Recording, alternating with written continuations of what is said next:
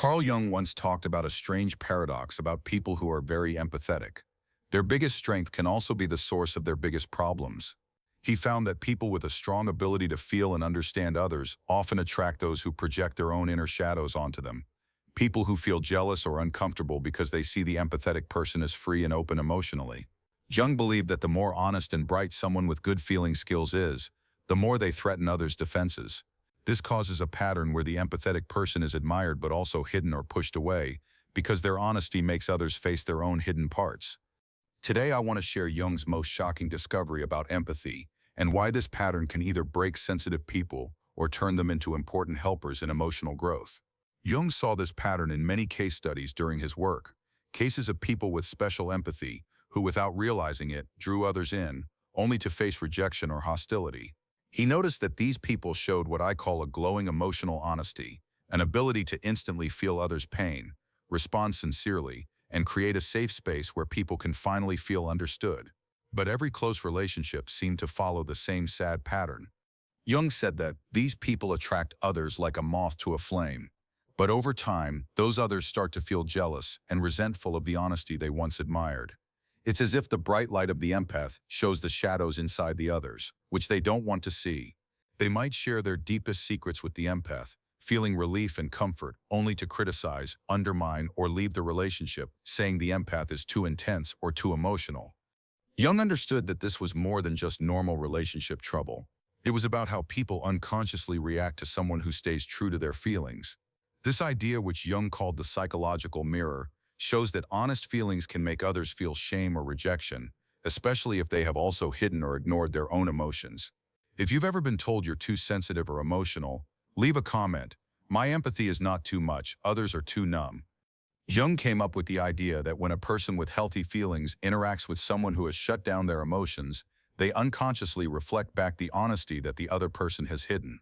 Jung also found that many people, from childhood, learn to hide their feelings just to survive, wearing masks and closing their hearts to fit in or be accepted, even if it meant losing their true selves.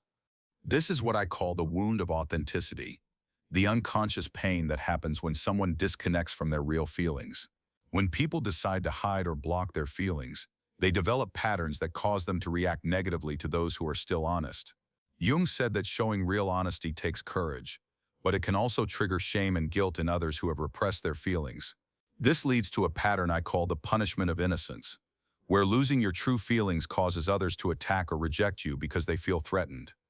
People who have shut down their emotions often feel envious or afraid of people who are open and honest. They see that honesty as a mirror of what they've hidden or lost, so they attack the empathetic person, projecting their own shadow onto them, parts of themselves they don't want to accept. That's why I call this the punishment of innocence, because those who have lost their feelings unconsciously punish those who still have theirs.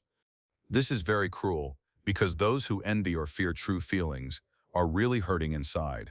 The people who tell the empath they're too sensitive or too much are often hiding their own pain or emptiness.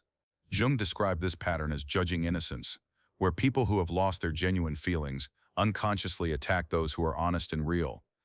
Jung identified 4 common ways that people attack or criticize empaths. Type 1. The critic of feeling. They judge the empath's emotions because they themselves have learned to hide or ignore feelings. They often say certain feelings are wrong or too much, projecting that onto the empath. Type 2. The attack on authenticity. They feel threatened by the courage and honesty of the empath.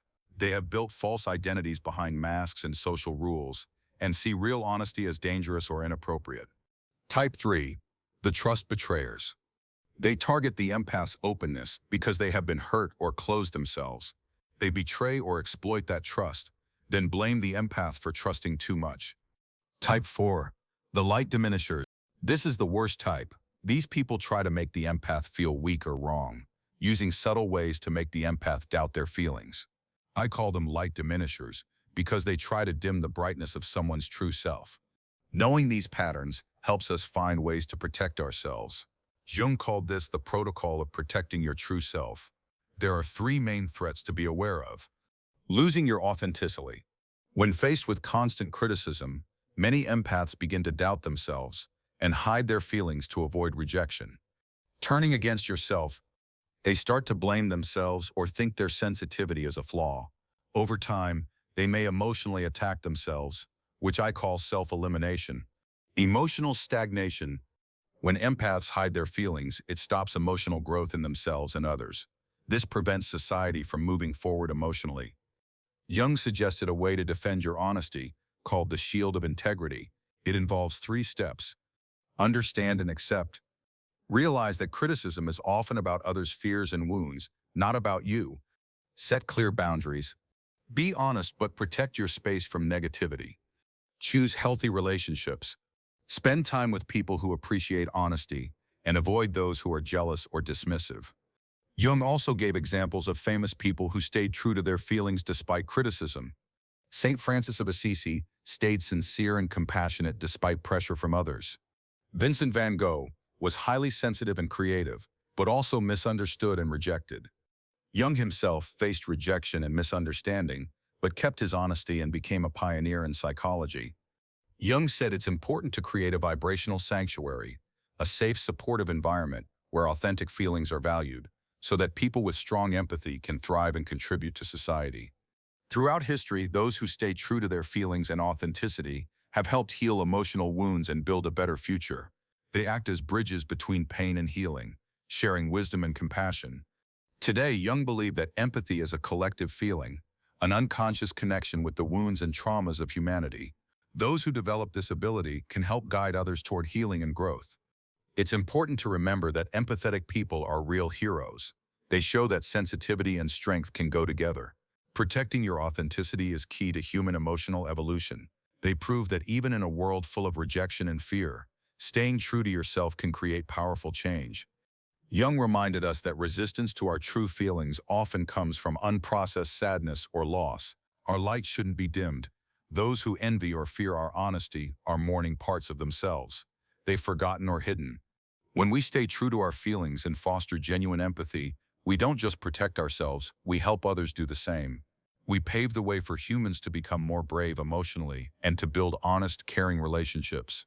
The world needs these protectors of authenticity, the ones who can carry their light even in dark times and remind us that emotional healing is a shared journey we all need to take.